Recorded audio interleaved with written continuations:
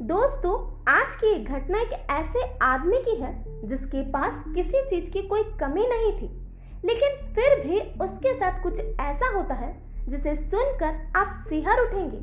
पूरी घटना आप सभी के रोंगटे खड़े कर देगी। तो चलिए इस घटना को पूरा विस्तार से जानते हैं। इस घटना के बारे में अगर आपका कोई विचार हो तो प्लीज कमेंट बॉक्स में टाइप करें। तो आज की ये घटना बेंगलुरु के उडुपी की है। ये कहानी एक बहुत ही बड़े बिजनेसमैन की है जिसका नाम भास्कर शेट्टी था। भास्कर शेट्टी के पास करोड़ों की संपत्ति थी क्योंकि भास्कर का सऊदी में कई सारे होटल, जमीन, दुकानें, सब कुछ था। भास्कर साल या 2 साल में इंडिया आया करता था।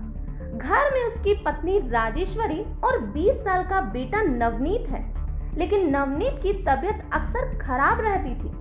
तो कुछ लोगों ने राजेश्वरी को एक पंडित के बारे में बताया। राजेश्वरी उस पंडित के पास जाने लगी। राजेश्वरी काली माता की भक्त थी, तो उसने घर वालों से काली माता के दर्शन की बात कही और अपने बेटे और पंडित निरंजन भट्ट के साथ वो काली माता के दर्शन को निकल पड़ी। यहाँ राजेश्वरी ने अपने बेटे नवनीत को उसके एक रिश्तेदार के घर भेज दिया और खुद निरंजन के साथ एक होटल में रुकी। इधर घर पर उन दोनों के संबंधों की बातें होने लगी। भास्कर को लोगों ने फोन कर जानकारी दी कि उसकी पत्नी गलत रास्ते पर निकल पड़ी है, जिसके बाद भास्कर ने अपनी पत्नी की जासूसी के लिए एक आदमी को हायर किया।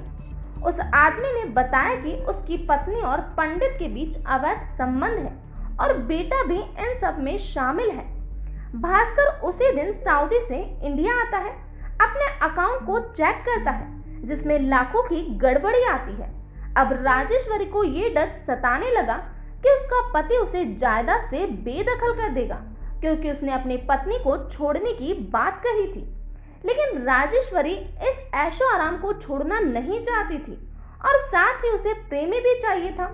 अब सिर्फ एक ही रास्ता था कि वो अपने पति को मौत के घाट उतार दे, और यही हुआ। 26 अगस्त को तीनों मिलकर भास्कर पर पेपर स्प्रे करते हैं। जब वो जमीन पर गिर जाता है तो उसे जहर देते हैं, जिससे भास्कर की मौत हो जाती है।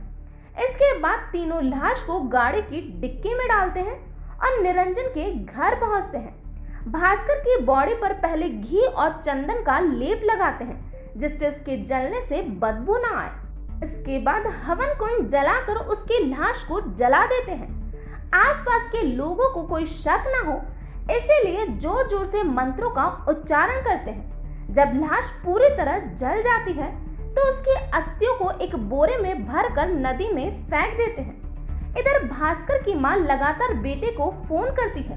जब बेटे का कुछ पता नहीं चलता तो वो पुलिस को सूचना देती है, जिससे इस घटना की परतें खुलती चली जाती है। पुलिस को सबसे पहला शक पत्नी पर होता है, क्योंकि इन्हीं दिनों उसके अवैध संबंध की बात सामने आई थी। जब बेटे से पूछताछ की जाती है तो दोनों के बयान अलग अलग होते हैं, जिसके बाद दोनों से सख्ती की जाती है, जिसके बाद दोनों जल्द ही सच उगल देते हैं। तो ये था पूरा मामला। इस घटना के बारे में आपका क्या कहना है, प्लीज कमेंट बॉक्स में बताइए। तो आज के लिए इतना ही। Thank you.